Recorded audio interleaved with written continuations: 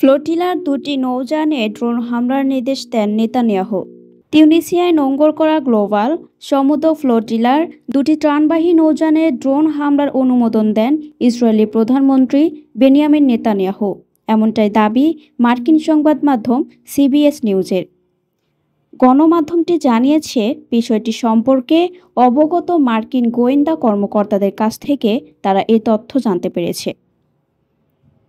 সিবিএসকে নাম প্রকাশ না করার শর্তে ওই কর্মকর্তারা বলেন, ইসরায়েলি বাহিনী একটি সাবমেরিন থেকে ড্রোন উড়িয়ে নৌযান দুটির উপর দাহ্য বন্দর ফেলে আগুন লাগিয়ে দেয়। ওই সময় নৌযান দুটি তিউনিসিয়ায় বন্দরের বাইরে সিদি বউ সাইদ এলাকায় নোঙর করা ছিল।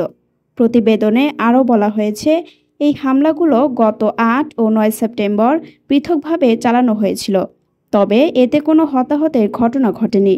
হামলার লক্ষ্য ছিল একটি পর্তুগিজ ও একটি ব্রিটিশ পতাকাবাহী জাহাজ।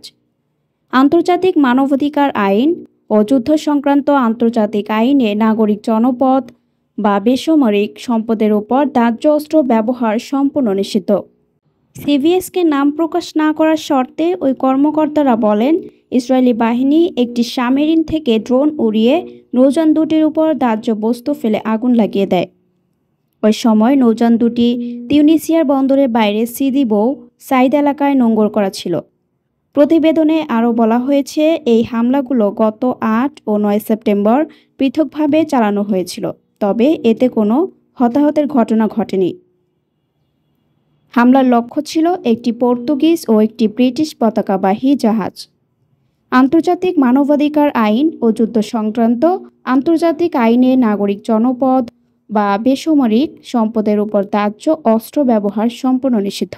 তবে এই ড্রোন হামলার বিষয়ে ইসরায়েলি সেনাবাহিনী বা দেশটির প্রধানমন্ত্রী নেতানিয়াহু কোনো মন্তব্য করেননি।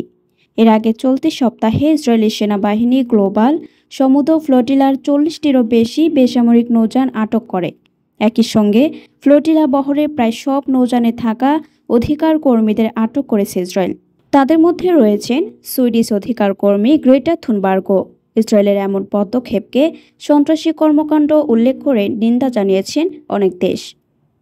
গ্লোবাল সমুদ্র ফ্লোটিলা সমুদ্রপথে গাজায় ত্রাণ নিয়ে যাওয়ার একটি বৈশ্বিক প্রচেষ্টা।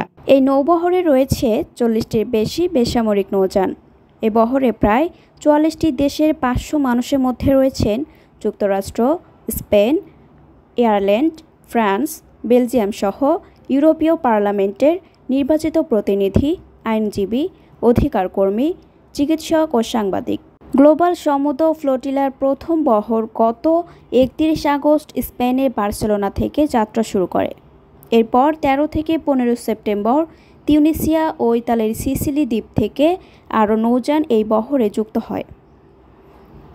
এছাড়া গ্রিসের সাইরাস দ্বীপ থেকে পরবর্তী সময়ে আরও কিছু নৌযান ত্রাণ নিয়ে বহরে যুক্ত হয়। বর্তমানে বহরটিতে ৪০টি বেশি নৌযান রয়েছে।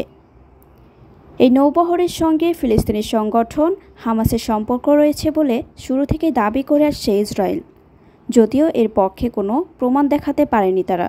পরবর্তী সংবাদ দেখার জন্য আমন্ত্রণ এবং সাবস্ক্রাইব করে বার্ড নিউজের পাশে থাকুন।